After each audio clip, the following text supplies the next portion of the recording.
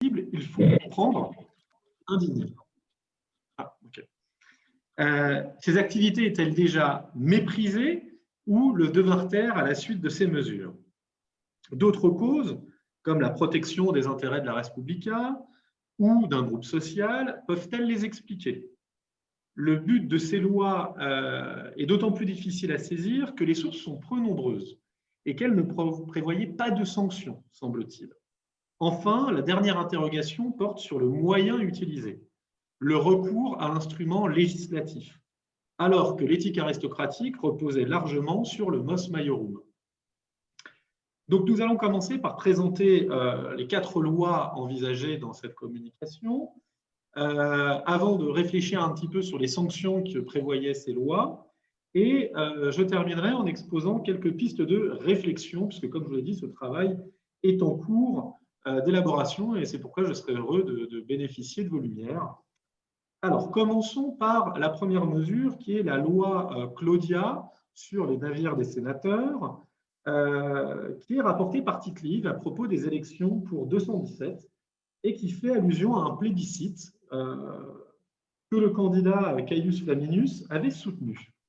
Et c'est présenté par le premier texte de l'exemplier, le texte de Tite-Live 2163, où on vous dit que cette loi, Caius Flaminius avait émis un vote favorable. Elle interdisait à tout sénateur et à celui qui avait eu pour père un sénateur de posséder pour la navigation en mer un navire d'un tonnage supérieur à 300 amphores. Ce tonnage parut suffisant pour transporter les récoltes d'une propriété, etc. Alors, ces quelques lignes de Tite-Live ont donné lieu à presque autant d'interprétations de la loi Claudia qu'il y eut de commentateurs. Comme le plébiscite eut une influence décisive sur les élections de 218, on le situe généralement peu auparavant, en 219 ou 218. Nous savons rien du tribun Quintus Claudius qui le proposa. La tradition rapportée par Tite-Live d'une opposition de toute la noblesse à la loi est désormais considérée comme une exagération, nourrie sans doute par un courant hostile à Caius Flaminius. Néanmoins, l'aristocratie romaine se divisa incontestablement, et ce qui rend encore plus insaisissables les objectifs de la loi. Le contenu évoqué par Tite-Live ne permet guère de contenir. Pourtant, il semble avoir eu sous les yeux le texte même du plébiscite. La comparaison de l'expression nequis senator quiae senator pater fuisset avec celle de la loi Repetundarum épigraphique révèle l'authenticité de cette clause, par exemple. Depuis Mommsen, on a pu penser que l'interdiction de participer aux adjudications publiques qui frappaient les sénateurs avait fait l'objet d'une clause d'une loi distincte sur laquelle nous reviendrons. Donc, le plébiscite claudien se contentait d'interdire aux sénateurs l'utilisation de navires de transport d'une grande capacité qu'on évalue aujourd'hui à 11 tonnes et demie environ. 3 grandes tendances interprétatives se dégagent. Une morale, une politique et une dernière économique. Alors, tout d'abord, l'exposé des motifs donné par Tite-Live fut longtemps pris au pied de la lettre par les commentateurs. La loi Claudia aurait défendu aux sénateurs l'usage des navires de commerce pour les empêcher de se livrer à un quaestus qui semblait, d'après les termes de Tite-Live, indecorus. L'idée générale de la loi aurait été d'attacher les sénateurs à la terre et de les détourner du commerce. Cette disposition pouvait avoir une cause purement idéologique, la définition d'un certain style de vie, ou le renforcement de la cohésion du groupe social. L'aspect fonctionnel n'est toutefois pas à éviter, à écarter, car le mode de vie du marchand était incompatible avec le statut de sénateur du fait des absences qu'il entraînait, des conflits d'intérêts potentiels et du peu d'otium qu'il libérait. Selon cette interprétation, le plébiscite claudien réaffirmerait des valeurs mises à mal par le récent développement économique depuis la Première Guerre punique. Cependant, le fait que Caius Flaminius, auteur d'une loi agraire très controversée et qui avait suscité une vive opposition de la noblesse, fut le partisan acharné d'une loi si résolument conservatrice, peut étonner.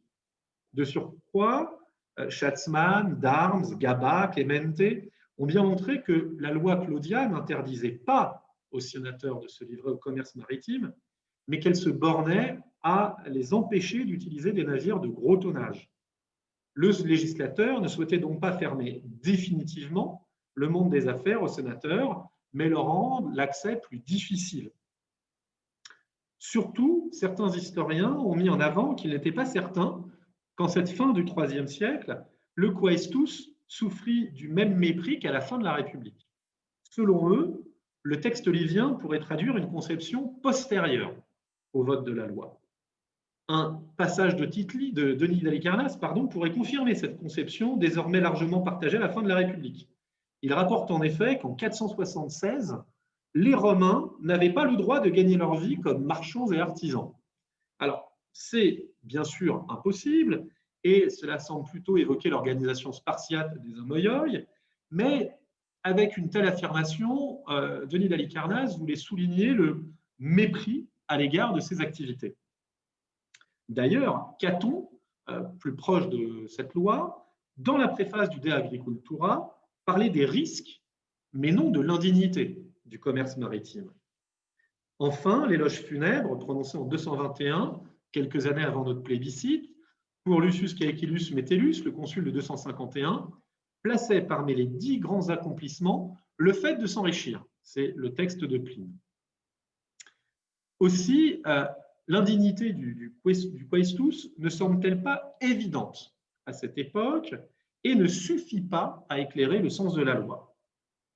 C'est pourquoi, dans une perspective à la fois morale et politique, Nicolet avançait que la loi Claudia était tournée vers le passé et cherchait à contraindre les sénateurs à s'occuper exclusivement de la politique. Comme il le disait, il ne leur était certes pas interdit d'être riches, mais de se consacrer à le devenir. Darnes, s'inspirant des propos de Caton sur les risques du grand commerce, supposait quant à lui que le plébiscite visait à mettre à l'abri le patrimoine des sénateurs et ainsi à assurer une certaine stabilité de la classe dirigeante en l'attachant à la terre et aux vertus qui en découlaient. Déjà, Gelser soulignait qu'en liant l'aristocratie à la grande propriété foncière, on favorisait sa solidité et sa reproduction. Pour tout un pan de l'historiographie, l'explication était même purement politique. Mommsen, puis Hill, supposaient qu'il s'agissait de défendre les intérêts de la cité et de les dissocier de ceux des sénateurs. Certains, comme Pelletier, voyaient une mesure plus conjoncturelle. Les sénateurs auraient été empêchés d'exploiter les gros navires afin qu'ils fussent disponibles pour la guerre contre Carthage. Cependant, Pavie d'Escurac a rappelé que la loi restait en vigueur après la guerre, ce qui réfute une telle possibilité. D'autres en faisaient une première étape dans la défense des provinciaux, comme Willems, puis Clemente, et Fegdichnia s'y opposa avec raison. Le législateur, à une époque où l'hégémonie romaine sur la Méditerranée était encore loin d'être réalisée, ni même rêvée, aurait été un visionnaire. Enfin, Pigagnol évoquait une mesure partisane qui aurait simplement cherché à affaiblir la noblesse. Mais bon, cette noblesse ne pouvait pas être consciente des conséquences que la loi aurait sur la société romaine. Ce dernier point constitue la dernière ligne interprétatrice de la loi Claudia. Iavets tenait Caius Flaminius pour le champion de la plèbe et des milieux d'affaires. Sa loi aurait servi les intérêts de ces derniers en éliminant la concurrence des nobles dans le grand commerce maritime. Alors, le problème de cette théorie est qu'elle est bien trop calquée sur les conflits gracchiens d'un siècle postérieur, lorsque les populares tentèrent de rallier les chevaliers et tout particulièrement les publicains pour les opposer aux sénateurs conservateurs. Pour Cassola, au contraire, la loi visait les agents utilisés par les sénateurs pour leurs affaires et souhaitait les empêcher de devenir sénateurs eux-mêmes. Toutefois, Cassola, pour arriver à ce résultat, force le texte de Tite-Live qui désigne explicitement les sénateurs et leurs fils. Surtout, les tenants d'une interprétation socio-économique de la loi Claudia adoptent une vision trop téléologique. Le législateur pouvait-il prévoir que sa mesure déboucherait sur un essor considérable des milieux d'affaires équestres? J'en doute. Face à cette multiplicité d'explications, certains historiens ont voulu soit circonscrire la mesure en lui donnant une portée bien moindre, soit essayer de concilier différentes pistes. Pour les premiers, la loi Claudia aurait notamment empêché les sénateurs de prendre part au transport du blé fiscal, selon Zévi, ou des fournitures militaires, selon Fekvishnia. On craignait des conflits d'intérêts, ainsi que le développement d'importantes disparités au sein de la classe dirigeante. Reprenant l'hypothèse de Zevich, Tchernia a cherché une voie médiane entre les différentes théories proposées jusque-là.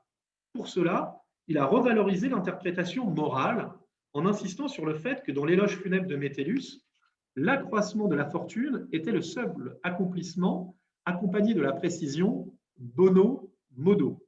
Selon lui, cela prouve l'existence d'un débat contemporain de la loi Claudia sur les modalités d'enrichissement. De même, il rappelle que les lois données par Scipion à Agrigente défendaient à ceux qui pratiquaient le quaestus d'appartenir au Sénat local.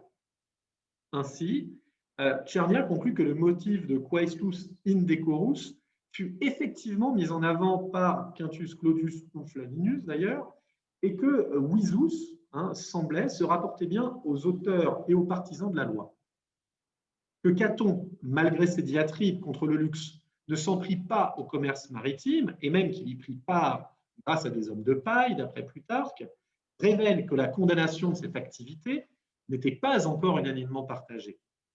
Pour cela, nous rejoignons Tchernia lorsqu'il affirme que, je cite, les promoteurs du plébiscite claudien avaient une conception exigeante du code de conduite financier des sénateurs et que la loi Claudia, alors que la Deuxième Guerre punique commençait, réaffirmait le modèle romain fondé sur la terre, l'agriculture, des valeurs paysannes, contre un modèle carthaginois de cité maritime ouverte aux influences extérieures et notamment aux vices qu'apporte le commerce. Il y avait donc, on pourrait dire, un motif presque identitaire, même si ce terme me semble maladroit. Le plébiscite claudien entendait certainement mettre des bornes à la frénésie d'enrichissement des sénateurs, comme le soulignait Coudry, depuis la fin de la Première Guerre punique. La loi fut votée alors que les Romains, et en premier lieu les aristocrates, s'adonnaient de plus en plus au commerce maritime. Certains craignirent que le mos maiorum ne s'en trouvât bouleversé et que disparût la vieille aristocratie terrienne, caractérisée par la pristina simplicitas, qu'incarnait un Fabricius contre Rufinus, exclu du Sénat en 275 parce qu'il possédait 12 livres d'argent. L'adage de Dentatus, selon lequel il était préférable de commander à ceux qui possédaient de l'or plutôt que d'en posséder soi-même, risquait de devenir désuet après des décennies d'enrichissement continu. Dans cette perspective, le plébiscite claudien fut voté pour détourner les sénateurs des affaires maritimes en leur compliquant la tâche. Il s'agissait non seulement de réaffirmer l'éthos sénatorial traditionnel, que les assauts qu'ils subissaient contribuaient à redéfinir, mais aussi le rôle prioritairement politique de ce groupe social, fonction qui nécessitait une mise à l'écart de ses activités chronophages.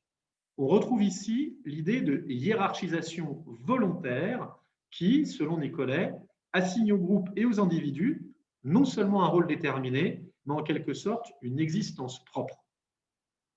C'est parce que cet idéal n'était pas partagé et parce que certains sénateurs s'étaient déjà bien engagés dans les trafics maritimes que la loi Claudia souleva une forte opposition. Donc le plébiscite claudien ne convertissait pas une valeur largement partagée en règle juridique, d'autant plus qu'il n'interdisait pas le commerce aux sénateurs qui s'y livrèrent avant comme après la mesure. Cette mesure conservatrice cherchait plutôt à arrêter une évolution qu'une majorité jugeait néfaste. Majorité qui entendait se distinguer du modèle carthaginois et qui refusait de s'engager dans une course au profit.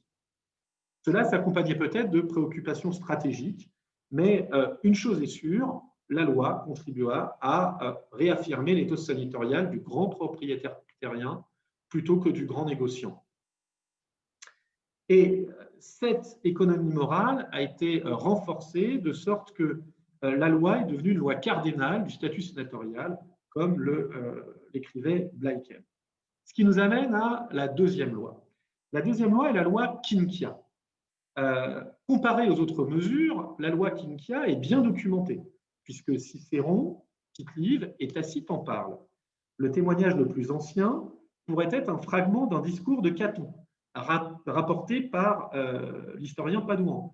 C'est le texte de Tite-Live 34-4-9, Pourquoi la loi Quinquia sur les dons et les cadeaux, si ce n'est parce que la plèbe commençait à être déjà comme tributaire et adjugée au Sénat.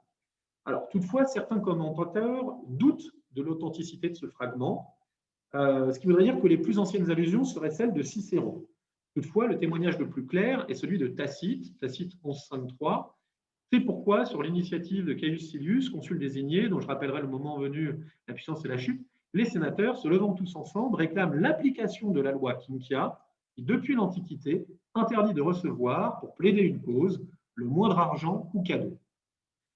Alors, on a généralement identifié l'auteur de la loi à Marcus Quinctius Alimentus, tribun de la plèbe en 204, année signalée pour le vote de la loi par Cicéron. Cette loi interdisait aux patrons de demander en échange de leur plaidoirie un salaire ou des présents. Certains considéraient que la loi prohibait aussi les dons aux magistrats en charge ou qu'elle réglementait la corruption des juges et des magistrats. Mais les deux choses me semblent bien différentes. Nos informations ne font peser l'interdit que contre des aristocrates conçus comme des privati et non comme des hommes publics. La loi visait à réglementer les revenus de l'aristocratie et non pas la corruption en tant que titulaire d'une charge publique. Deux courants interprétatifs se dégagent pour expliquer cette loi. L'un, minoritaire, peut être qualifié de social, tandis que l'autre, majoritaire, est plutôt conservateur. Avec le premier, on a Félixène qui soulignait que la loi Quinquia entendait libérer la plèbe de l'oppression de l'aristocratie. Par suite, écrit-il, du relâchement des mœurs. Cassola et Gonzalez ont également défendu l'idée d'une loi visant à éviter que la qualité de la défense ne dépendît des sommes versées et que les patrons ne perdent leur monopole oratoire. Elle manifesterait la volonté aussi d'une justice plus équitable. Alors, ce dernier point nous paraît relativement anachronique et même contradictoire avec l'esprit du droit romain. Casavola, largement suivi, a souligné que selon Cicéron, la loi avait été soutenue par Quintus Fabius Maximus, qui pourrait même en être le principal instigateur. Quinctius Alimentus aurait été l'instrument de ce grand homme, comme on le voit pour la commission d'enquête sur l'affaire Pléminius la même année.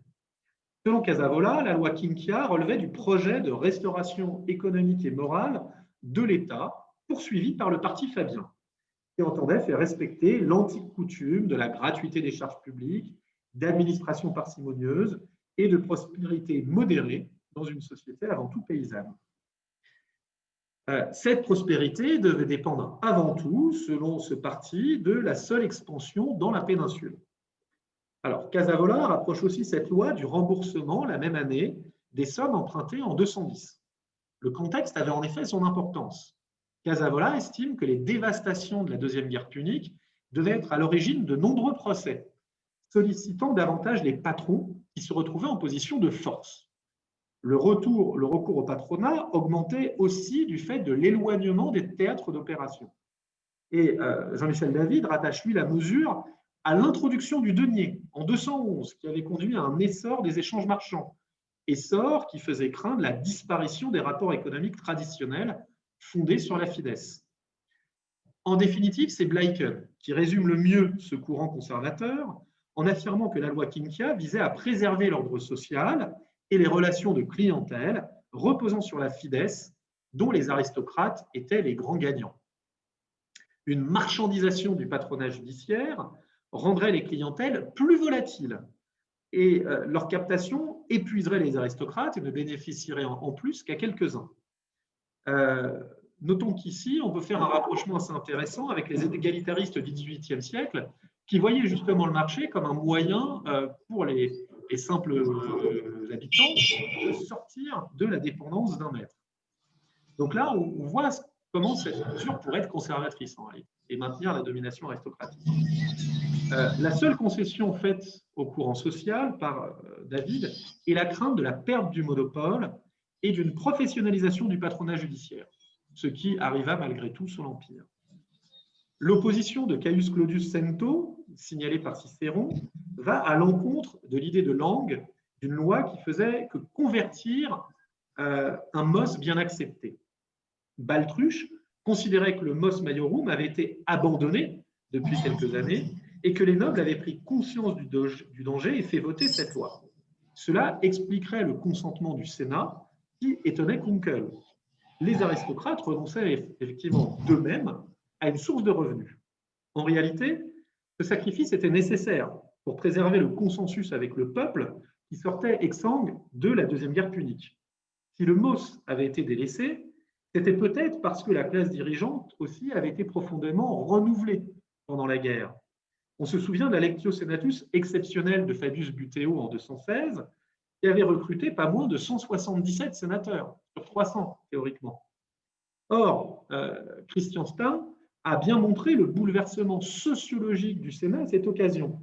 Ces nouveaux sénateurs, moins riches et moins familiers de l'éthos aristocratique, auraient adopté des conduites jugées dangereuses pour la stabilité du système et de la domination aristocratique. Et ils étaient peut-être soutenus dans ces pratiques nouvelles par des membres de familles lourdement affectés par la guerre, notamment par les pertes économiques occasionnées par cette guerre. Toujours est-il qu'en interdisant d'offrir des présents à son patron pour son aide judiciaire, le désintéressement devint une obligation légale et non plus une vertu.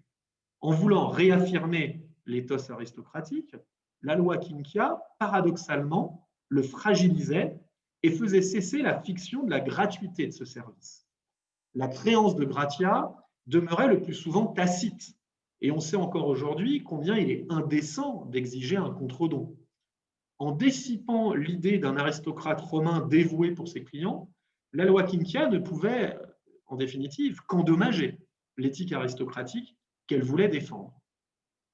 Alors, cela nous amène à examiner la troisième loi, la Lex Publicia Dequereis, qui nous est connue principalement grâce à deux textes d'auteurs tardifs, Macrobe et Festus, et un passage plus obscur de Varro. Alors, je lis le passage de Macrobe qui est le plus clair. Comme beaucoup profitaient des Saturnales pour satisfaire leur cupidité en exigeant de leurs clients avec insistance des cadeaux, fardeau qui accablait les plus humbles, le tribun de la plèbe Publicius fit voter une loi ordonnant de n'envoyer aux plus riches que des chandelles de cire. Cette mesure est généralement analysée à l'aune de la loi Quinquia, dont nous venons de parler.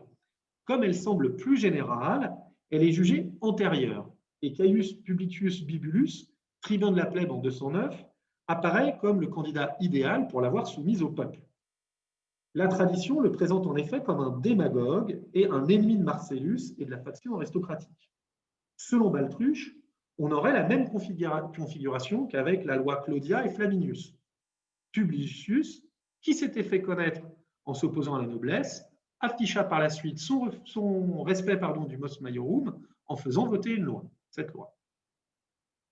Selon Cuc, la loi Publicia serait même à l'origine de la loi Quinquia. Bon. Un autre argument à cette datation antérieure est fourni par Berger, qui remarque que les patrons étaient exclusivement visés dans la loi Publicia, mais qu'ils faisaient partie des personnes exceptées de la loi Quinquia. En dehors, parce que la loi Quinquia réglementait les dons et elle les autorisait au sein de la famille, et y compris aux patrons. Et donc les patrons faisaient partie de ces personnes exceptées, sauf lorsqu'ils plaidaient.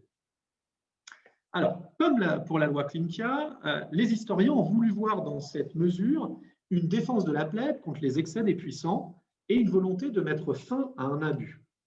Botsford supposait que le contexte de la Deuxième Guerre punique avait contribué à enserrer davantage les plébéiens dans les filets clientélaires des puissants et que ces derniers en profitaient pour tenter d'en faire des dépendants, revenir à un statut de dépendant. Bon, cette vision est peut-être un peu excessive, mais une telle crainte pouvait exister ou être redoutée. Bleichen résumait, comme pour la loi Quinquia, que cette loi finalement visait à préserver l'ordre social et les relations reposant sur la fides. Comme pour la loi Quinquia, on réaffirmait le désintéressement qui devait caractériser le bon patron, qui recevait non pas des contre-dons économiques pour sa protection, mais des créances de gratia. Cette interprétation conservatrice conduit à supposer avec Baltruche que Publicius n'agit pas seul et qu'il fut soutenu par d'influents sénateurs. La défense de la plèbe urbaine n'était pas en effet l'enjeu de la loi. Il fallait plutôt protéger le consensus fragilisé par les sacrifices réclamés pour l'effort militaire et ne pas épuiser davantage les simples citoyens. J'en viens à l'examen de la dernière mesure, qui est la seule à ne pas avoir de nom, puisqu'il s'agit de la loi qui aurait exclu les sénateurs des adjudications publiques. Alors, on a longtemps supposé, à partir de deux passages d'Asconius et de Don Cassius, qu'une loi inconnue, que vous avez également dans l'exemplier, on va y venir, c'est… ah ben non, apparemment j'ai oublié de la mettre, pardon. C'est pour ça que j'avais un doute. Donc, ce passage d'Asconius, c'est 93 Clark. Je vous le traduis. En outre, Antoine avait des quadriges pris à ferme auprès du Trésor, pris à ferme que la loi permet aux sénateurs d'accomplir. Senatori abere licet per legem. Un deuxième passage est celui de Dion Cassius, qui nous dit que les sénateurs même pourraient se charger de la fourniture des chevaux qui doivent courir dans les jeux du cirque et de la garde du temple, comme une loi l'avait réglé pour celui d'Apollon et pour celui de Jupiter Capitolin. Bon. Alors, cela est complété par une étude prosopographique des sociétés de publicains qui révèle l'absence de sénateurs dans leur rang. Un texte de Paul, extrait du fragment de lettre, que vous avez par contre sur l'exemplier, a confirmé en 1956 cette hypothèse, puisqu'on peut y lire que la loi Julia Repetundarum de 59 avant Jésus-Christ contenait un tel interdit. Or, Nicolet suppose que cette loi Julia reprenait une disposition de la loi gracchienne, Repetundarum, ce qui suggérerait que l'interdit existait au moins à la fin du IIe siècle avant Jésus-Christ. À cette époque, justement, la distinction entre chevaliers et sénateurs s'accentuait et la question fiscale impliquait des sommes toujours plus importantes, ce qui nécessitait des garanties supplémentaires, comme l'obligation de recruter les publicains dans l'ordre équestre. Est-ce que cela pouvait appartenir à une loi encore antérieure?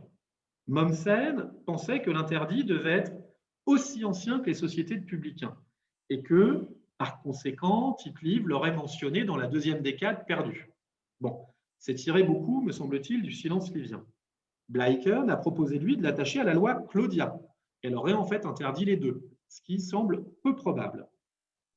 Certes, Tite-Live suggère une équivalence entre publicains et chevaliers à propos de la censure de 169, mais peut-être plaque-t-il la situation de la fin du 1er siècle. Dans l'état actuel de la documentation, il faut se résoudre à une grande incertitude. Un tel interdit fut pris au plus tôt à la fin du IIIe siècle, en même temps que les lois dont nous venons de parler, et au plus tard à l'époque gracchienne. Personnellement, je pense que la datation haute offre un contexte favorable au vote d'une telle loi et je la placerai bien dans la lignée des lois que nous venons d'évoquer. Ce qui expliquerait pourquoi, à l'époque gracchienne, la distinction entre sénateurs et chevaliers était déjà clairement visible. Alors, l'idée qui s'est rapidement imposée est que cet interdit veillait à éviter les conflits d'intérêts. Comme le Sénat contrôlait la gestion des finances publiques, le sénateur, fermier de l'État, selon les propos de Willems, eût été à la fois contrôleur et contrôlé. Cette prohibition serait cohérente avec la loi judiciaire de Caius Gracchus, qui exclut les sénateurs des jurys, d'où aussi la datation proposée par Nicolet. Cependant, les sénateurs ne jugèrent-ils pas pendant longtemps les gouverneurs de province, malhonnêtes, qui étaient issus de leur rang? Peut-on envisager que, dès la fin du IIIe siècle, les Romains furent attentifs au conflit d'intérêts pour la ferme des impôts, mais mirent ensuite un siècle pour réprimer véritablement les repetundae et même le pecula, le détournement de fonds publics? Ou, en cas de datation gracchienne, que les sénateurs acceptèrent docilement d'être exclus des adjudications avec les lois de Caius Gracchus, mais qu'ils luttèrent pendant des années pour reprendre les jurys à l'ordre équestre et pour empêcher le durcissement de la législation pénale. Assurément, il me semble donc que cette exclusion était antérieure à l'époque gracchienne et avait une autre fonction que d'éviter des conflits d'intérêts. Comme le commerce, la prise à ferme favorisait l'endettement des sénateurs et donc, in fine, la corruption ou la recherche de profits personnels, au détriment des intérêts de la res publica. De plus, les prêts gratuits ou à faible intérêt faisaient partie des échanges de services au sein des milieux sénatoriaux, et la participation à ces affaires aurait détourné les sénateurs de ces échanges. Enfin, l'idée que les sénateurs étaient amenés à dépenser leur argent pour le bien public et pour accomplir le cursus nécessitait qu'ils eussent des revenus stables, On pouvait craindre qu'engoncés dans des affaires qui nécessitaient une attention soutenue, ils ne délaissassent leur rôle politique. La loi Claudia, de date et d'auteur inconnus, interdit peut-être pour la même raison aux scribes de négociari, craignant qu'ils ne négligent leurs fonctions administratives s'ils se lançaient dans des trafics méditerranéens. Si on autorisait les sénateurs à s'occuper des fournitures des jeux et autres cérémonies religieuses, c'était parce que les sommes engagées étaient faibles, au moins à l'époque de la loi, et que l'activité requérait peu de temps, et qu'enfin, ils œuvraient ainsi pour le bien de la cité, tout en retirant du prestige. Nous pensons donc que, comme la loi Claudia, dont elle était sans doute contemporaine, cette mesure visait à réorienter l'étau sénatorial et à assurer la stabilité de la classe dirigeante, en obligeant les sénateurs à s'occuper principalement des activités agricoles. La richesse foncière devait permettre seule de lancer la carrière de chaque membre de la gens, tandis que les gains occasionnés par les différentes magistratures offraient le capital nécessaire à la poursuite du cursus. Il en allait de même pour les autres capitaux. On héritait des clientèles et on se forgeait de nouveaux soutiens grâce aux stratégies familiales, à son activité individuelle de patron, de magistrat, etc. De la sorte, on préservait le patrimoine pour la génération suivante qui pouvait reproduire le même schéma et tenter de répondre aux attentes familiales. Comme l'énonçait Nicolet, je le cite, « Tout se passe comme si ce genre d'activité était l'aveu même qu'on ne faisait pas partie de la couche seule honorable de ceux qui peuvent se contenter de faire fructifier, de maintenir et qui n'ont pas besoin d'acquérir. » Une telle mesure y affirmait un modèle, celui du désintéressement de l'homo publicus, qui devait se consacrer pleinement à la cité et faire passer ses intérêts personnels derrière. Les exemples paroxystiques de Brutus ou de Tarquatus, qui sacrifiaient leurs fils, étaient ainsi des modèles absolus. Alors, j'en viens maintenant à la question des sanctions pour les transgressions de ces lois. Parce que même si la loi Claudia ne déclencha pas une hostilité aussi générale que Tite-Live le prétendait, son application ne dut pas être aisée. Et la question de la sanction se pose donc. Que Cicéron parle de Iudicia dans les Vérines lorsqu'il reproche à Verrès de posséder un grand navire destiné, selon l'orateur, à transporter les bustins de ses pillages, suggère que l'infraction à la loi pouvait être encore poursuivie. En raison de la date de la loi, 219-218, nous ne pouvons songer à une quaestio. Et il faut plutôt supposer, comme Desmartino, que les manquements étaient réprimés par le biais de procès tribuniciens en amende et qu'ils attiraient sans doute l'attention des censeurs. Lors de la lectio senatus qui suivait le procès, le sénateur qui avait trop ouvertement pratiqué le négoce, qui avait eu l'audace de posséder un ou plusieurs grands navires, pouvait être éventuellement déchu de son rang. Outre le viol de la loi, un tel comportement révélait sa cupidité et mettait en doute l'intégrité de ses motivations. Toutefois, toutes les infractions n'étaient pas punies de la note des censeurs, comme le croyait Nicolet, puisque jamais les censeurs n'eurent pour fonction de garantir l'application d'une loi. Si la loi écartant les sénateurs des adjudications était contemporaine de la loi Claudia, il en allait probablement de même pour son volet répressif, ainsi que pour la loi Quincia et probablement pour la loi Publica, étaient toutes les deux des lois imperfectae, c'est-à-dire qu'elles ne prévoyaient pas de sanctions. Si ces lois n'ordonnaient pas la dégradation, notamment du sénateur coupable, elles ne pouvaient pas non plus interdire l'entrée au Sénat. Peut-être que renoncer à ces activités était devenu un préalable indispensable, attendu, mais pas forcément obligatoire, comme lorsqu'entre 304, Flavius renonça à sa charge de scribe pour devenir édile, bon, selon la tradition. L'hypothèse de Cassola, selon laquelle la loi Claudia aurait eu pour principal effet de barrer l'accès au Sénat aux marchands romains, n'est pas tenable. La loi réclamait aux sénateurs d'adopter un certain mode de vie. Elle ne réglementait pas la composition du Sénat. Elle favorisait plutôt la mise en place de deux carrières inconciliables, les affaires et le cursus honorum. Et nul doute que rapidement, les milieux d'affaires virent tout l'intérêt pour eux de dissuader, sous le prétexte des interdits légaux, les sénateurs de se jeter dans la mêlée des adjudications et des trafics. Alors, les choses changèrent sans doute avec la loi Cassiat 104, qui excluait du Sénat et interdisait les honneurs à ceux qui étaient condamnés par le peuple. Et il y a un débat pour savoir si la loi Claudia était encore en vigueur au début du 1er siècle. Toujours est-il que la loi Claudia fut réaffirmée par la lex Iulia Repetundarum, qui reprenait également l'interdiction faite aux sénateurs de participer aux adjudications publiques. C'est le fragment de l'aide des sentences de Paul que vous avez sur l'exemplier. Hein. Il est interdit aux sénateurs et à leurs parents qui sont dans leur puissance de prendre part aux adjudications publiques et de posséder un navire en vue d'en tirer des bénéfices ou de se charger de fournir les chevaux pour les chars. Toute infraction est punie d'après la loi sur les concussions. Alors, on pense qu'il en est là de même pour la loi Quinquia, que certains jugent même à l'origine de cette législation Repetundarum, même si on se demande si elle était bien respectée, puisque on voit Cicéron plaisanter à son propos d'une part, et que Schatzmann se demande aussi s'il a bien remboursé le prêt de 2 millions de sesterces qu'on lui avait accordé en échange de sa défense de Publius Sulla en 62. Alors, donc clairement, il n'y avait ni sanction, ni exclusion automatique du Sénat en cas de transgression de ces lois, ni non plus interdiction pour ceux qui possédaient cela, les navires ou avaient pratiqué cela, d'entrer au Sénat. Alors, c'est le moment de poser quelques jalons interprétatifs et de commencer par quelques constats. Tout d'abord, il y a eu un moment où l'on a eu recours à la loi pour combattre certaines conduites et interdire certaines activités, en lien avec les revenus des aristocrates, surtout des sénateurs. Et ce moment, c'est celui de la Deuxième Guerre punique. Ce moment correspond au coup d'envoi du phénomène de juridicisation révélé par Bleichen dans Lex Publica.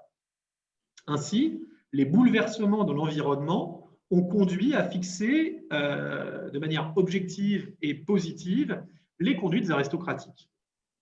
Deuxième constat, c'est qu'il faut distinguer les lois Publica et Quinquia, qui répriment des abus, des lois Claudia et sur les adjudications, qui interdisent de participer à des affaires liées à la conquête.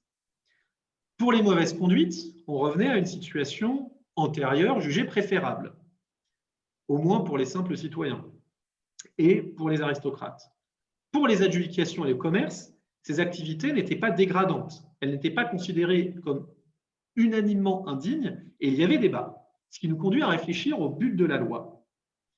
Alors, le plébiscite claudien n'était pas tourné que vers le passé, comme le soutenait Nicolet, mais il s'efforçait d'imposer pour l'avenir un modèle encore en construction et en discussion. La loi était certes conservatrice, puisqu'elle réaffirmait l'antique modèle aristocratique, mais elle s'appuyait en cela sur un passé idéalisé et remanié selon les enjeux du moment, hein, à l'instar de ce que faisaient les censeurs durant le Regimen Morum. Surtout, elle faisait face, cette loi, à des interrogations inédites. L'essor du commerce maritime, qui posa des questions auxquelles il fallait répondre. Les sénateurs devaient-ils devenir aussi de grands négociants ou rester de grands propriétaires terriens? Devaient-ils prendre à ferme les revenus de la cité? L'enrichissement était-il une forme d'agone ou relevait-il de la compétition pour les honneurs? Cela rappelle les questions qui se posèrent avec l'hellénisation accélérée du IIe siècle et qui amena aussi à faire des choix. Les tenants de l'indignité du quaestus remportèrent avec la loi Claudia une première bataille. L'exclusion des sénateurs des adjudications publiques, pour des motifs certainement similaires et qui fut sans doute contemporaine, constitua une seconde victoire majeure. L'absence de participation manifeste, visible à ces trafics, devint un élément de distinction entre chevaliers et sénateurs. De la distinction au mépris, il y eut un pas qui fut vite franchi, d'autant plus que le dédain facilitait l'intériorisation de l'interdit et sa transformation en valeur aristocratique. Les contextes de ces mesures sont significatifs. L'exclusion des activités, c'est-à-dire le commerce et les adjudications, remonte plutôt au début de la Deuxième Guerre punique, et apparaît comme une conséquence de l'essor économique. Les excès, comme les dons extorqués, sont combattus à la fin de la Deuxième Guerre punique, en 208 et 204, quand l'aristocratie a été profondément renouvelée sociologiquement et aussi moralement, en raison des libertés prises avec le Mos Maiorum durant la guerre, pour assurer la victoire. Et je pense ici aux carrières exceptionnelles, par exemple, d'un Scipion ou d'autres. Dans tous les cas, ces lois ne firent pas l'unanimité. Certains avaient adopté ces nouvelles pratiques. Et on peut se poser la question de savoir s'il n'y aurait pas eu la rencontre entre deux groupes. D'un côté, ceux qui avaient pu participer aux affaires et dont on craignait qu'ils prennent le large, et de l'autre, ceux qui, pour ne pas se laisser dépasser par ces riches sénateurs, tentaient de pressurer leurs clients. Y mettre un terme revenait à préserver une plus grande homogénéité de la classe dirigeante. Moins d'inégalités, plus de valeurs partagées et davantage de cohésion. On retrouve les mêmes dynamiques qu'avec la réglementation du cursus honorum pour avoir davantage de turnover dans la classe dirigeante et les plébiscites des modo agrorum pour limiter le niveau de richesse. En effet, on pouvait craindre que l'enrichissement ne devint une force centrifuge fragilisant la domination aristocratique. Certains, notamment je pense les plus fragiles de la classe dirigeante, pouvaient redouter une nouvelle clôture d'une oligarchie marchande. L'enrichissement et la perte des relations fondées sur la fidesz bouleversaient les moyens de domination et de légitimation, à l'instar en définitive de ce qu'on observe à la fin de la République. Ces nouvelles formes de conversion du capital économique en capital symbolique apparurent néanmoins après, effectivement, comme l'illustrent les premières distributions lors des triomphes au début du IIe siècle avant Jésus-Christ. Notons qu'en 216, la Lectio Senatus de Butéo, lectio exceptionnelle, ne reposait sur aucun critère censitaire, mais uniquement sur le service de la cité. La loi Claudia intervient peu avant et elle fut votée peu après le Tumultus Gallicus. Y avait-il donc derrière aussi la crainte que les intérêts économiques ne favorisent les va-t-en-guerre ou qu'en entravant les moyens d'enrichissement, ces lois tendaient à soutenir une conception méritocratique de la cité qui sous-tendait l'égalité géométrique qui était le véritable ressort du régime républicain. Finalement, si un accord fut trouvé, ce fut parce que la classe dirigeante a, semble-t-il, pris conscience que la compétition aristocratique reposait sur un équilibre fragile qu'il fallait préserver. C'était la même conscience qui expliquait que l'aristocratie se soumettait périodiquement au regimen morum des censeurs et qu'elle acceptait l'exclusion régulière de quelques brebis galeuses. En définitive, il semble que les tenants de l'idée d'une aristocratie de grands propriétaires fonciers défendaient la loi Claudia et celle sur les adjudications parce qu'elle garantissait la stabilité politique et l'homogénéité de la classe dirigeante et qu'elle la détournait de l'influence néfaste des cités maritimes. À l'instar de la loi Quinquia, votée en 204, qui interdisait la rémunération des patrons, il s'agissait également de maintenir le système de dons et de contre-dons au cœur de l'aristocratie. Car, contrairement à l'échange marchand, il était créateur de gratia, et donc de rapports de clientèle, et donc de domination. Toutefois, pour lutter contre les dérives de la classe dirigeante, un instrument existait déjà, le regimen morum des censeurs, dont j'ai déjà parlé. Ce dernier, introduit par le plébiscite ovinien un siècle plus tôt, entrait dans son âge d'or, et en sait l'utilisation qu'Amphicaton en 184. Le regimen morum, confié à la fine fleur de la classe dirigeante, et souvent même de la noblesse, permettait de conserver cette définition de leur éthique. Seulement, il servait à faire des exemples et ne permettait pas une lutte sur la longue durée. Les censeurs de 214 et de 209 agirent ponctuellement pour galvaniser l'opinion, rappeler les Romains à leurs devoirs militaires, en un mot, soutenir l'effort de guerre. Mais cela n'allait pas au-delà. La censure de Caton eut le même destin et ces idées ne furent pas suivies. La loi, en fait, paraissait plus à même de modifier en profondeur les conduites. Pourquoi, dans ce cas, ne pas prévoir de sanctions? Était-ce simplement de la communication politique, un simple vœu pieux? Constatons que les trois lois dont nous avons les noms sont des plébiscites. Pour Casavola, que la loi Quinquia fût un plébiscite n'avait aucune signification politique. Ce n'était qu'une raison technique. De même, Bleichen estimait que le prêteur était débordé, que c'est pour ça qu'il avait laissé les tribuns s'en charger pour la loi Quinquia. C'est à mon sens aller un peu vite en besogne, et on peut remarquer que les lois consulaires existaient encore en cette fin du IIIe siècle et qu'elles ne furent que progressivement remplacées par les plébiscites au cours du IIe siècle. Recourir à un plébiscite faisait donc sens. Cela signifiait mettre au vote la mesure, prendre l'avis des citoyens et même de manière plus démocratique puisqu'ils votaient par tribu. Ce recours au plébiscite rappelle le rôle qu'eurent les tribuns dans la construction de la République au 5e et 4e siècle, comme l'a montré Thibault Lanfranchi ici présent.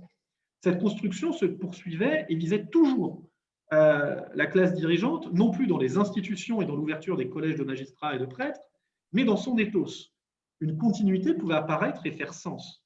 Le vote d'une loi permettait au peuple d'arbitrer entre les différents courants qui divisaient l'aristocratie, donc de renforcer le consensus et de donner davantage de poids à la mesure. Ulrich Gotter estime en effet que la volonté de mieux définir le mos maiorum signalait la perte du consensus autour de celui-ci. Et la loi, en mobilisant des milliers de citoyens pour le vote, en suscitant un débat, pouvait permettre de le retrouver. On irait donc au-delà de la communication politique. Le pari semble avoir été atteint, puisque, contrairement aux lois somptuaires, ces mesures ne furent pas renouvelées et qu'elles furent moins bafouées, ou du moins pas ouvertement. On n'a pas conservé d'exemple de transgression, même si les contournements par le biais d'hommes de paille, comme le faisait Caton, devaient être fréquents. Certaines lois, comme la loi Quinquia, étaient même devenues des symboles, si l'on en juge par les propos de Cicéron et de Tacite. Aux yeux de ce dernier, cette loi était à l'égal des lois sur les malversations des magistrats. Elle contribuait à définir le dirigeant idéal. Et donc, l'acceptation de ces interdits s'expliquait peut-être aussi par la satisfaction des milieux équestres qui avaient su peut-être promouvoir l'idée qu'elle permettait un équilibre entre sénateurs et chevaliers, chacun remplissant son rôle pour la res publica. En outre, pensons à la question de génération. Si la génération de Caton avait eu l'habitude de pratiquer le commerce, la génération suivante n'avait plus cette habitude qui était interdite par une loi et avait d'autres chats à fouetter, si vous me pardonnez l'expression, avec tous les commandements extraordinaires liés aux opérations en Orient et en Espagne. Maintenir une certaine harmonie entre les patrimoines et empêcher les aristocrates de se ruiner, même pour faire carrière, apparaissaient comme des moyens de préserver la méritocratie républicaine qui était affichée au cœur de la culture politique de la nobilitas. De la sorte, le peuple était incité à apprécier la vertu des candidats qui demeurait le principal facteur discriminant, garantissant un consensus autour de dirigeants exemplaires et les légitimant. Ce faisant, seuls les commandements permettaient d'accumuler rapidement un capital économique et les assumer resterait la fonction principale des sénateurs. La politique nourrissait la politique. De trop fortes inégalités économiques découlant de la participation aux affaires auraient nui au contrôle par le face-à-face qui avait cours au sein de la classe dirigeante et qui semble disparaître à la fin de la République. Donc, indéniablement, ces lois ont contribué à redéfinir l'éthique aristocratique. La loi Claudia entérina en définitive que participer au grand commerce était indigne d'un sénateur et les sénateurs se cachèrent désormais lorsqu'ils trafiquaient. Cependant, elle fragilisa ce même ethos puisqu'elle ôtait la souplesse du mos et criminalisait certaines pratiques. Le juge devint garant de l'excellence au détriment du censeur et de la reconnaissance de l'opinion publique. Cela affaiblissait la légitimité de la classe dirigeante en dévoilant les ressorts du pouvoir des aristocrates. Ces lois, en outre, légitimaient le débat autour du mos maiorum et faisaient reposer sa définition sur l'avis d'un peuple dont l'opinion n'avait jusqu'alors guère compté. Elles créaient une brèche en voulant préserver le système. C'est peut-être pourquoi ces lois se firent plus rares et se cantonnèrent ensuite aux lois somptuaires, avec moins de succès. Légiférer à outrance aurait nui à la dignitas des ordres supérieurs, qui reposait avant tout sur la vertu de ses membres. La généralisation des prohibitions aurait réduit le respect exemplaire du mos maiorum en simple respect de la loi, conduite bien moins honorable et à la portée d'un plus grand nombre. J'en reviens à mon titre. Ces lois, en définitive, n'interdirent pas de déroger, mais établir en quoi consistait déroger pour un sénateur. La loi dessinait les contours, encadrait l'évolution du modèle aristocratique, mais ne pouvait pas conférer la dignitas et l'auctoritas aux ordres supérieurs. L'excellence qui légitimait la hiérarchie civique et distinguait les ordres du reste des citoyens avait besoin de liberté pour se manifester. Pour conclure, un détour par Athènes est instructif. La loi y était volontairement vague pour permettre au peuple souverain qui jugeait à les lier de l'interpréter. La préciser aurait été contraire à la démocratie. Ne peut-on pas voir un danger similaire pour l'aristocratie romaine avec ces lois? Ne contribuèrent-elles pas à la dépossession de l'aristocratie de son monopole de l'exégèse du mos maiorum et de l'éthique aristocratique? Cette dépossession se poursuivit avec les travaux des antiquaires au 1er siècle avant Jésus-Christ et trouva son achèvement avec la reprise en main par Auguste de la classe dirigeante. Les lois réaffirmant l'éthos aristocratique avaient créé le précédent dont il avait besoin pour domestiquer la classe dirigeante. Je vous remercie et je vous prie d'excuser d'avoir un petit peu débordé. Merci beaucoup. Les applaudissements silencieux sont affreux, mais quand même, on peut faire seulement comme ça.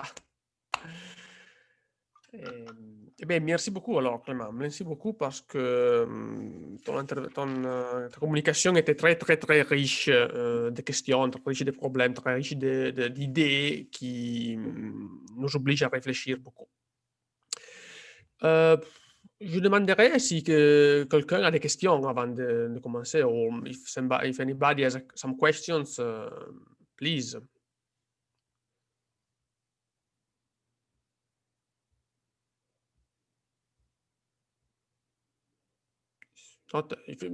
Sinon, je commence, comme ça on brise la glace, on dit, rompiamo il ghiaccio. Je suis en train de mélanger italien, français, anglais, un cauchemar. Tu as dit, je suis tout à fait d'accord avec toi, hein, tu as dit que une des problèmes de la Lex Claudia et des interdictions, des interdits aux sénateurs de pratiquer les activités financières est pour éviter le risque de faillite. Non? Le risque qu'un sénateur fait faillite, ruine son patrimoine. En fait, oui. Que penses-tu?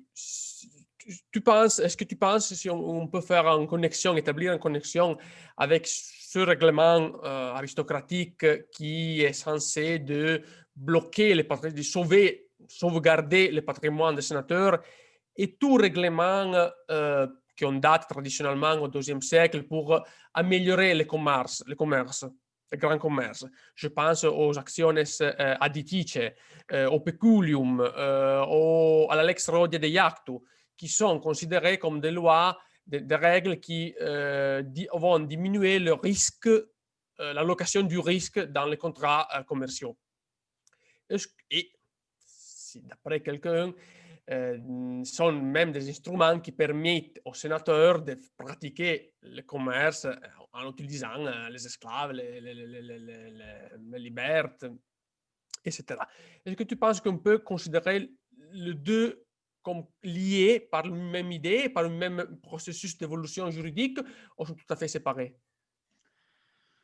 Alors, effectivement, le souci de préserver le patrimoine pour la génération suivante est au cœur de l'éthique aristocratique.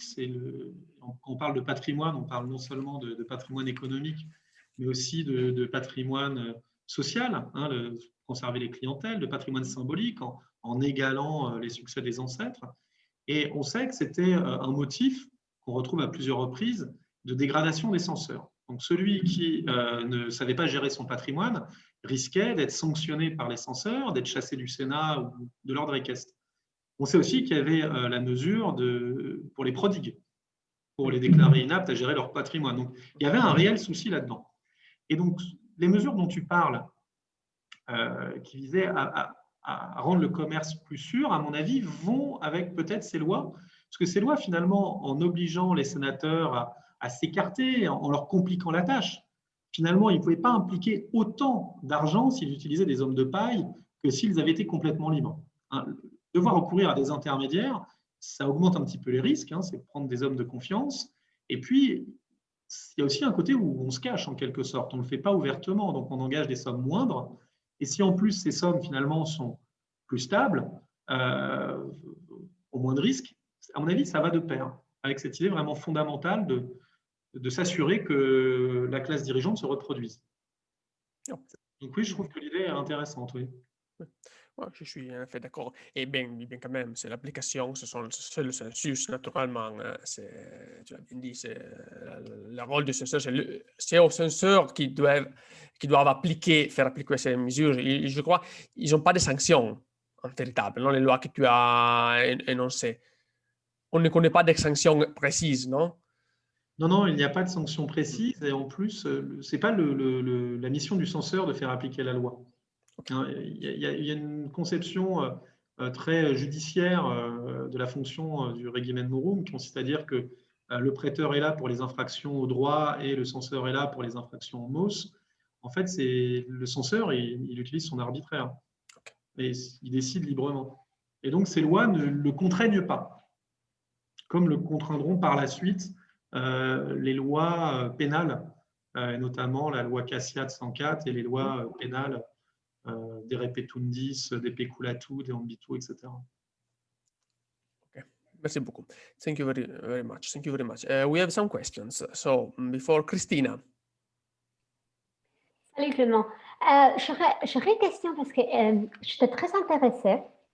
Il y a deux lois, tu l'as mis très bien dans les sources, qui font allusion pas seulement aux sénateurs, mais aussi aux parents, pères des sénateurs ou descendants des sénateurs. Pas les 4 lois, mais au moins on a des références pour 2. Donc, je me demande s'il faudrait vraiment creuser là, dans ces points-là, parce que c'est la définition pas seulement des sénateurs, mais d'un groupe plus large. Et du fait qu'on tient compte aussi que le père d'un sénateur ne doit pas être un sénateur forcément, mais de toute manière, on va appliquer ces règles au moins dans un groupe très restreint. Et on voit que c'est vraiment très restreint parce que, par exemple, tu as évoqué dans la source de titre livre l'analogie avec la lex repetenda, mais là, les groupes, c'est plus élargi parce qu'on mentionne le père d'un sénateur, mais aussi, je pense que c'est son frère, son grand-père. C'est un groupe plus large quand même. Donc, je me demandais si ça pourrait aussi être un peu dans ce sens, ton idée. Alors, je crois que déjà, si le groupe est plus restreint dans les lois, c'est qu'elle date du IIIe siècle, de la fin du IIIe siècle, et qu'on est en train de formaliser ces ordres, justement. Et on verra qu'ils sont encore différents. Par exemple, quand on prend le Senatus Consulte de l'Arinum, qui interdit aux sénateurs et aux chevaliers de se faire gladiateurs, etc. Là, on voit les cercles de parenté qui ont été étudiés par Ferrari, qui sont beaucoup plus développés sur plusieurs générations pour les sénateurs que pour les chevaliers. Donc, je crois que là, il y a l'amorce de la réflexion sur être sénateur, c'est pas juste être soit sénateur, mais il y a un lien avec les ancêtres et les générations futures, enfin avec les générations passées et futures. Et je pense que tu as raison de souligner ce point, je ne l'ai peut-être pas suffisamment mis en avant, mais le fait d'associer autant les fils de sénateurs et donc la suite, ça revient sur l'idée de stabilité. C'est-à-dire que ce qu'on veut, c'est quand même aussi s'assurer de la reproduction de la classe dirigeante, éviter un renouvellement trop fréquent. Je crois que cette stabilité de la classe dirigeante, c'est quand même quelque chose qui est fondamental et qui inquiétait beaucoup et qui expliquait finalement l'abandon des aristocrates face à Auguste, hein, c'est qu'il leur garantissait une certaine forme de stabilité. Ils n'étaient plus les premiers, mais au moins, ils restaient. Donc, oui, si ce n'est pas aussi précis, je pense que c'est parce qu'on est à des tâtonnements et que l'ordre sénatorial n'existe pas à proprement parler à ce moment-là. Ni l'ordre équestre qui aussi commence à se distinguer à l'époque. En 204, par exemple, l'époque de la loi Quinquia, vous vous rappelez, c'est quand les deux censeurs s'excluent mutuellement et on voit que l'un et l'autre possèdent encore le cheval public. Donc les censeurs de 204 sont chevaliers. Donc voilà, c'est encore un peu mélangé. Et donc je pense que c'est le moment où effectivement on commence à réfléchir à la constitution des deux ordres, qui devient plus précise avec les lois des Gracques. Très bien. Federico. Je crois que c'est le tour d'Elisa, en fait. Je n'ai pas vu. Elle était la main bleue. Donc. Ah, pardon, oui. Très bien, très bien. Oui, d'accord.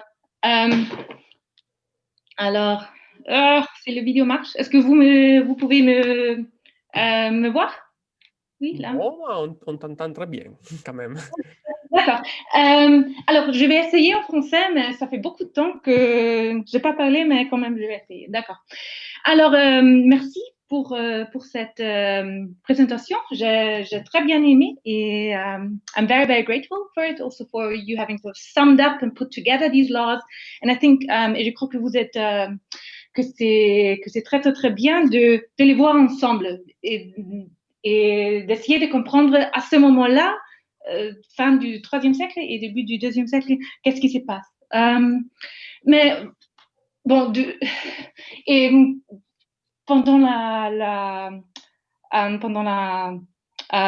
présentation, je me suis j'ai pensé que, bon, en fait, le problème fondamental qu'on a dans la compréhension de ces lois, c'est qu'en fait, on sait très mal comment l'aristocratie romaine, les sénateurs, etc., se comportaient dans ces, quant au commerce maritime, quant aux dons, quant au salaire, avant ces lois, non?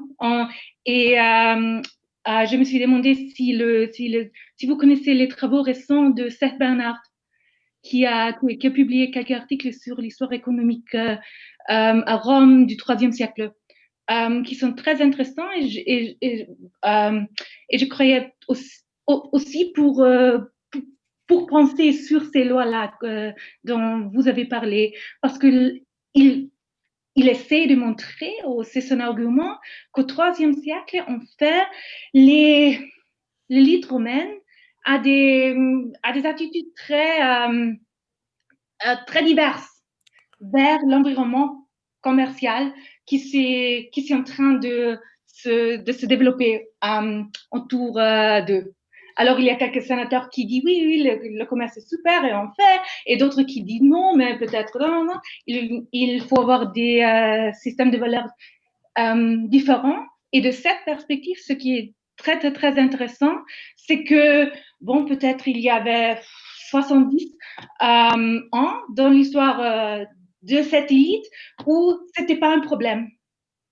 Non, cette mixture, c'est différent, etc. Mais là, à la fin du IIIe siècle, il y a un moment où on dit non, il faut des règles, il faut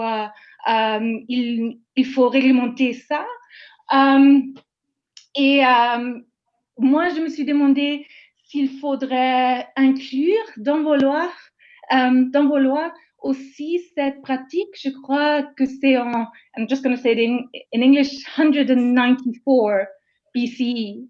Quand les sénateurs, je crois que c'est Livre qui dit que c'était la première fois dans les spectacles que les sénateurs avaient they were sitting in the front row. And so they appear as this corporate group.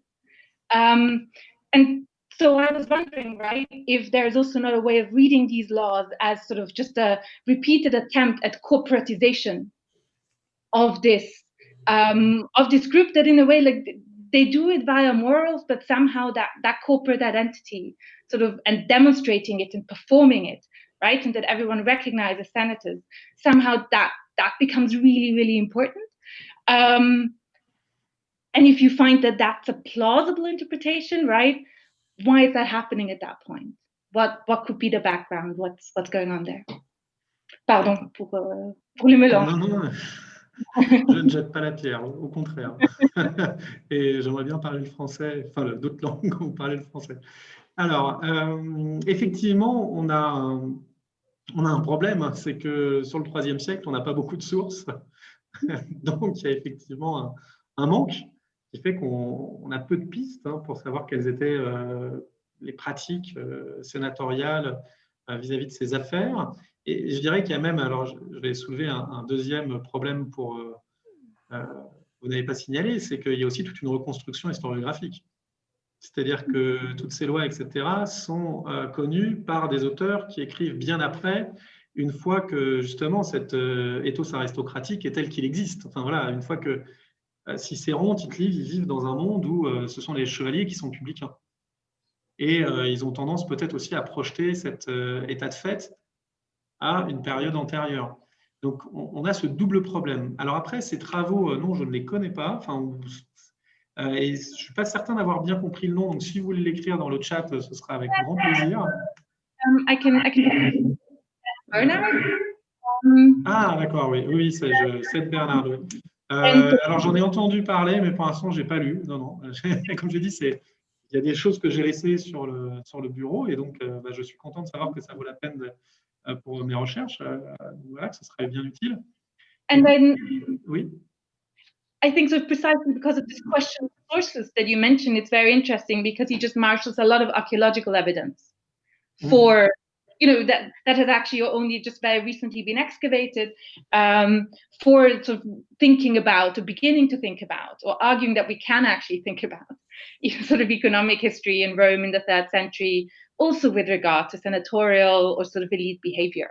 And so that, I think that just seems a lot of potential there.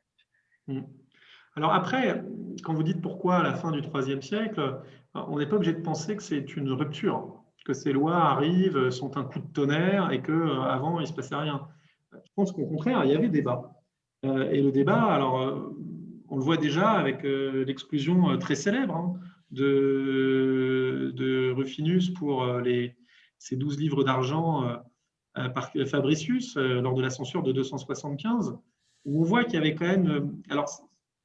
j'ai essayé de montrer dans la prosopographie qu'en réalité, ces 12 livres d'argent, c'était peut-être pas juste la possession de 12 livres d'argent. Et ça, c'est la reconstruction avec l'idée de l'austérité des anciens, voilà, ils n'avaient rien du tout, c'était pas ça qui les intéressait, etc. En réalité, derrière, était autre chose, et notamment des pratiques économiques que Fabricius voulait condamner.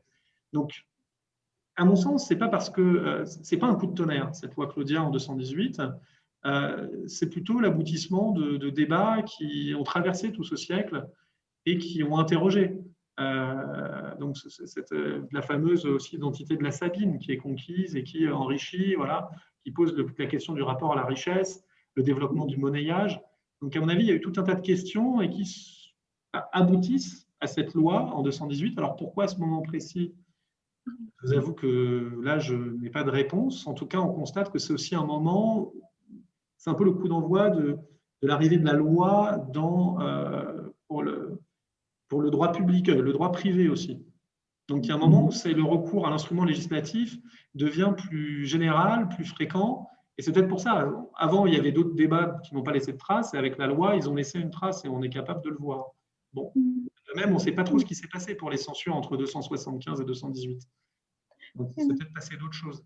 Et pour finir, la loi sur les sièges des sénateurs, je dirais que ça rejoint ce qu'on a évoqué tout à l'heure sur une meilleure définition du groupe sénatorial, oui, tout à fait, avec cette idée où, comme ils se distinguent par une certaine conduite, notamment par des activités économiques, ils en viennent aussi à revendiquer une certaine place dans la cité, il y a une visibilité différente, peut-être aussi parce que, écartés de ces affaires, ils commençaient à être concurrencés économiquement par d'autres et qui voulaient se manifester…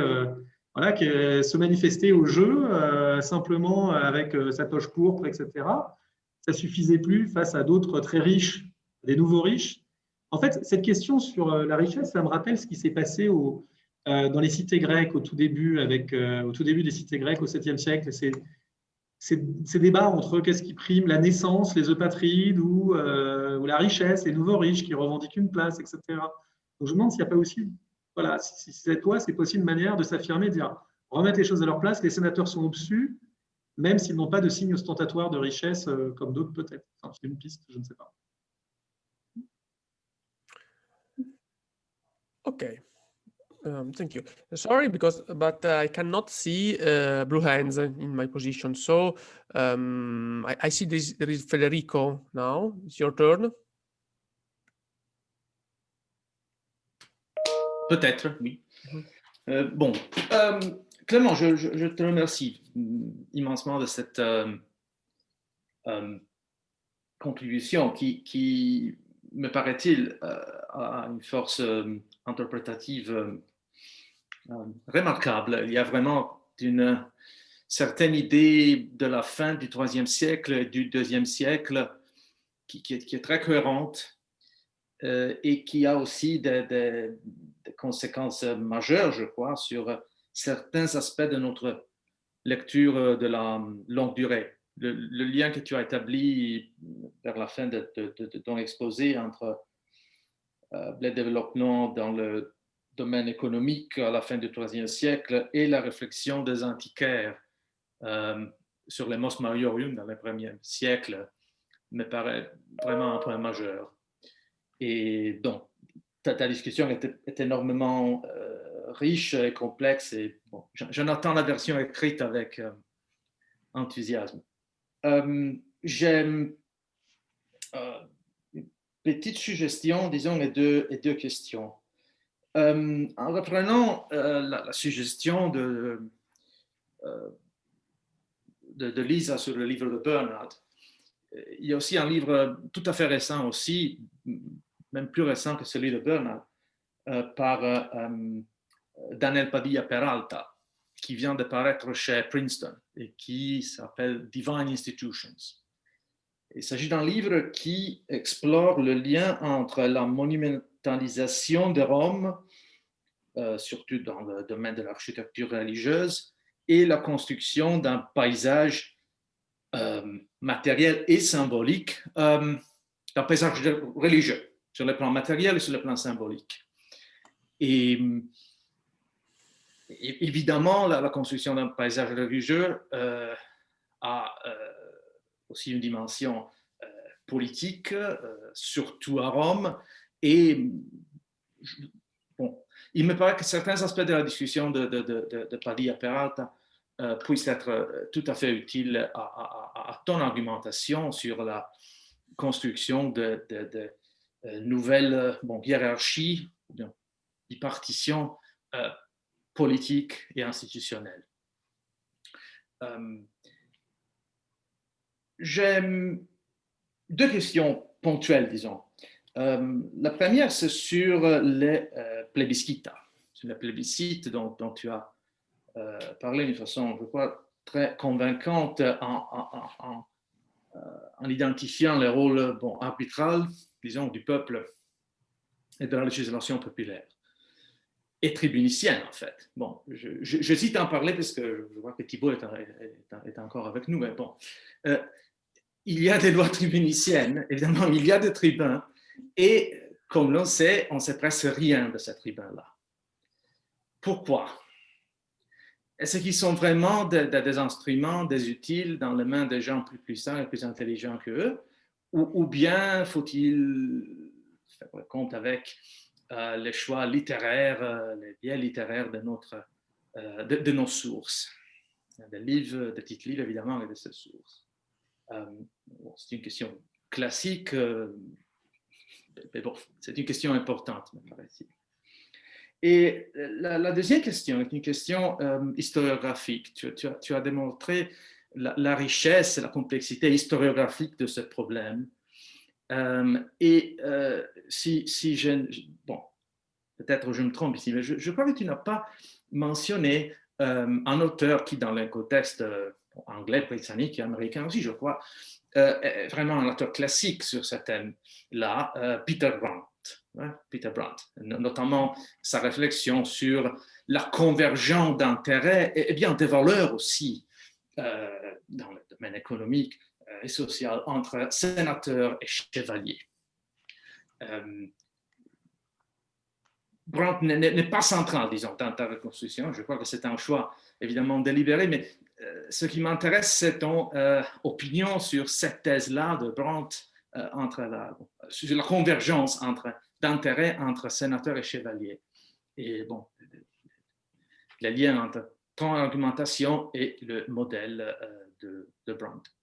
Bon, merci bien à nouveau. Alors, merci et merci à tout le monde pour toutes ces remarques fort utiles et notamment ces références. Alors, effectivement, non, je ne suis pas allé lire Brandt pour l'instant. Bon, comme je l'ai dit, c'est en cours, donc il y a tout un tas de références, y compris que je sais, avec les pages précises, mais que j'ai toujours pas eu le temps d'aller les consulter. Donc, j'en rajoute grâce à vous. Et apparemment, c'est pas juste des petites pages avec Brandt, parce que si je dois chercher dans son pavé les pages utiles, je vais me régaler. Alors, c'est un beau cadeau. Donc, avec la convergence d'intérêts, je t'avoue que je n'ai pas trop creusé ces questions-là et que j'aurais du mal à t'y répondre.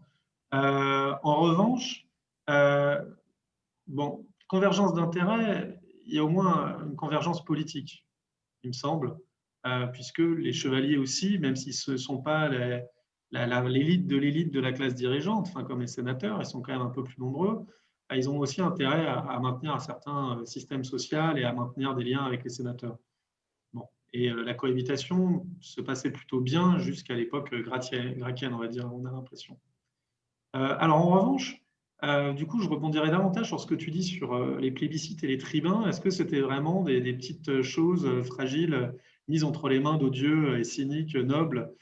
Bon, je me suis posé la question aussi, c'est-à-dire que les plébiscites, malgré tout, c'est 3 lois sur 4, il y en a une, on ne sait pas trop, hein, vous avez compris, sur les adjudications, ça reste vague.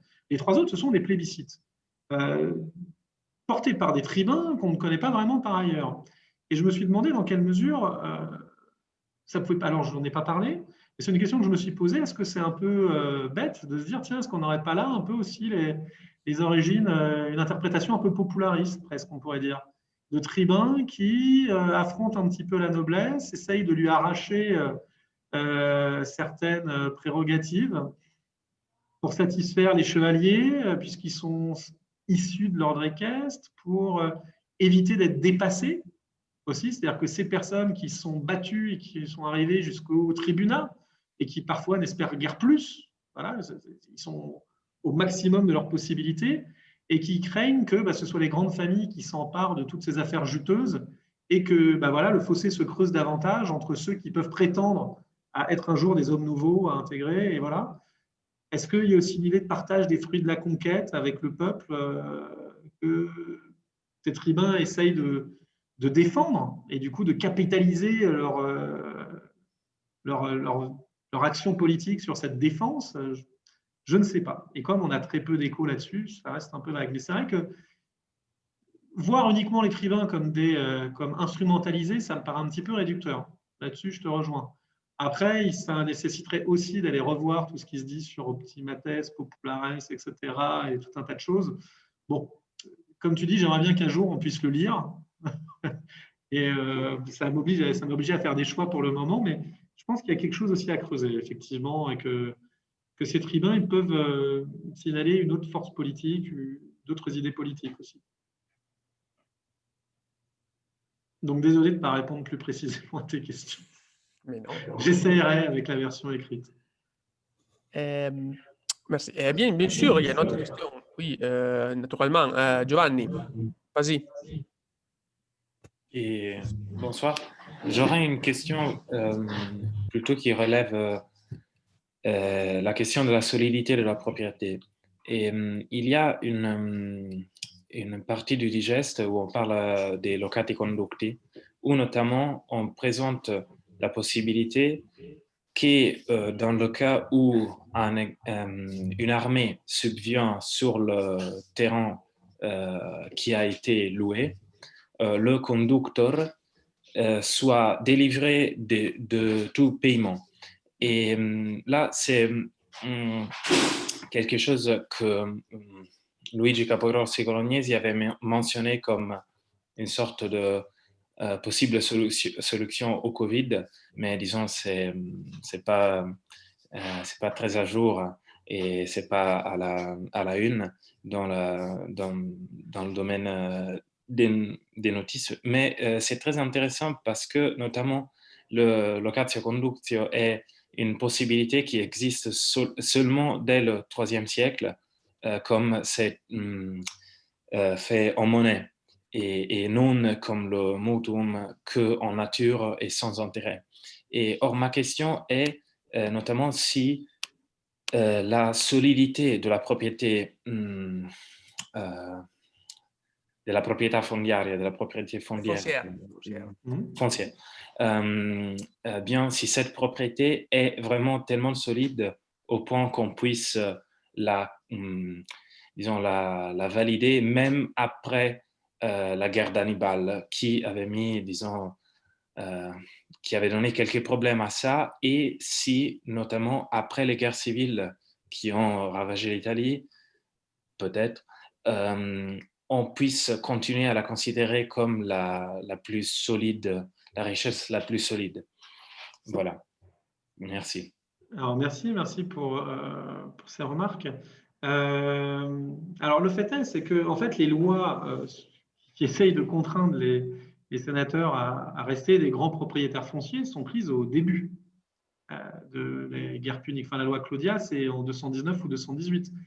Donc, c'est avant les désastres militaires que connaît Rome et avant les dévastations, Hannibal qui, tel le serpent géant, ravage l'Italie. Donc, ce qui est certain, c'est que oui, on aimerait que ce soit la plus stable, c'est les revenus les plus réguliers, etc. Néanmoins, la propriété, la défense de cette propriété est aussi soumise à des aléas qui peuvent être graves, et notamment, comme vous l'avez dit, avec les guerres civiles. Mais avec les guerres civiles, bon, on est bien au-delà, et j'ai essayé de me cantonner vraiment au IIIe siècle. Après, les lois, comme je l'ai dit, sont reprises dans les lois des Repetundis. Après, je pense qu'il y a une question de stabilité des patrimoines, mais il y a aussi les valeurs qui sont associées. Et alors là, pour le coup, on a quand même le témoignage de Caton, qui nous dit dans le De Agricultura que c'est avec les paysans qu'on fait les meilleurs soldats, les meilleurs hommes, les plus robustes, les plus endurants, etc. Donc, Caton, il disait qu'il allait déblayer la propriété familiale des pierres. C'est un fragment d'un discours qui est bien connu. Bon, il exagère sans doute, et on peut douter que les sénateurs allaient pousser eux-mêmes la charrue. Néanmoins, je pense qu'il y a une stabilité qui paraissait peut-être plus forte en 218 avant les dévastations que connut Rome sur son sol par les Carthaginois et puis à cause des guerres civiles. Et il y avait aussi une dimension symbolique qui était que on associait à la terre certaines vertus, tandis que le commerce, c'était l'occasion de vices. Après, il y a quand même un risque qui est assez flagrant, je trouve, pour le commerce. Moi, ce qui m'a toujours marqué, c'est la lecture de Plaute, qui donc, pareil, lui a vu ce qui s'est passé à cause des guerres puniques. Et quand le pauvre papa découvre qu'il doit reprendre la mer parce que son fils l'a ruiné avec les courtisanes, il est toujours au désespoir et il a toujours la crainte de ne pas revenir. Donc, il y a quand même aussi le commerce. On sent, je pense qu'il y a quand même, alors peut-être pas dans la réalité, mais au moins dans l'imaginaire de l'époque, l'idée que c'est associé à moins de vertus et que c'est plus dangereux. Même si en réalité, comme vous l'avez dit, il y avait aussi des dangers réels qui existaient.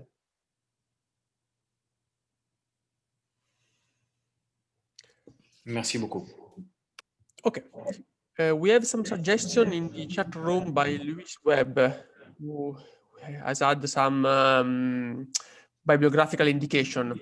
If you would like to speak, okay, we're happy. Thank you so much for such a brilliant presentation. My French is terrible, so I can't ask you this question in French, so I apologize. English is fine. Thank you so much. I wondered, and apologies if you've already addressed this, I wondered what you thought about whether or not these laws could restrain competition among aristocrats or not. Do you think they were efficacious? I'm thinking especially of the work of Hans Beck and Seth Bernard on the matter. Alors, je pense qu'elle ne visait pas à restreindre la compétition, mais à la maintenir selon une certaine forme, qui était que la compétition devait continuer à être une compétition de vertu, une compétition de service à la République, celui qui paraissait le plus engagé dans le service de la Respublica, par ses succès militaires, par son abnégation, etc. Et qu'elle voulait éviter que ce soit une compétition de richesse, comme au final ça finit par le devenir à la fin de la République, où les campagnes électorales se font à coups de millions. Donc je ne pense pas que le but, c'est pas de restreindre la compétition, parce que l'éthique aristocratique est profondément agonistique, et elle le demeure, c'est de maintenir une certaine forme de compétition qui semble avoir fait ses preuves depuis un siècle, depuis l'instauration de la noblesse. Et cette forme de compétition repose, à mon sens, sur une homogénéité de la classe dirigeante. Le fait qu'on puisse parler de pairs, de personnes qui sont sensiblement pareilles, et que les inégalités vont la rompre et risquent de revenir à la situation du patriciat, ou ce qu'on veut, ou d'une oligarchie. Je ne pense pas que ça restreigne la compétition, et je ne pense pas que ça veuille restreindre la compétition. Ça veut encadrer les formes de la compétition. Et voilà, créer des règles du jeu, mais pas restreindre le jeu, je crois. I think that's a great answer. Thank you. Merci. Okay. Is there any other questions? I think Lisa, would you like to add something? Sorry, no. Okay. If my hand was up, I just responded to something that Sophia had asked me. Yes, thank you. Sorry, I didn't understand. Sorry. Okay. Any other suggestion, observation?